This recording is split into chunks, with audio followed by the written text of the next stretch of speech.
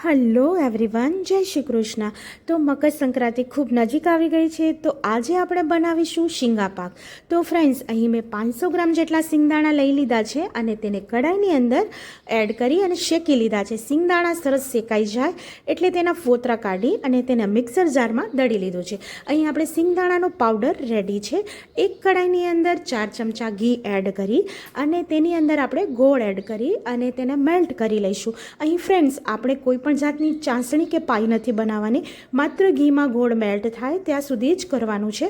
તો ફ્રેન્ડ્સ, અહીંયા આપણે જે ભૂક્કો રેડી કર્યો હતો તે એડ કરી દીધો છે અને તેની અંદર આપણે સૂકા ટોપરાનું ખમણ એડ કર્યું છે અને સરસ રીતે મિક્સ કરી લેવાનું છે।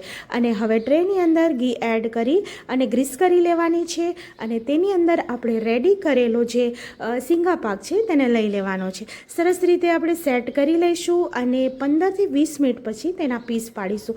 તો ફ્રેન્ડ્સ, જે લોકોને દાંતમાં પ્રોબ્લેમ હોય તો ચીક્કી ખાવામાં એકદમ કડક લાગતી હોય છે, પણ આ રીતે આપણે શીંગા પાક બનાવીશું તો તે ખાવામાં ઇઝી રહે છે અને બનાવવામાં પણ એકદમ ઝટપટ બને છે। તો ફ્રેન્ડ્સ, આ એકદમ મોઢામાં મૂકતા જ ઓગળી જાય તેવો એકદમ પોચો અને સરસ શીંગા પાક આપણો રેડી છે। તેના પીસ પણ અહીં સરસ રીતે થઈ ગયા છે। તો આપણો શીંગા પાક રેડી થઈ ગયો છે અને ફ્રેન્ડ્સ, તમને લોકોને મારા તરફથી એડવાન્સમાં હેપી મકર સંક્રાંતિ। તો ફરી મળીશું, ત્યાં સુધી આવજો એન્ડ જય શ્રી કૃષ્ણ।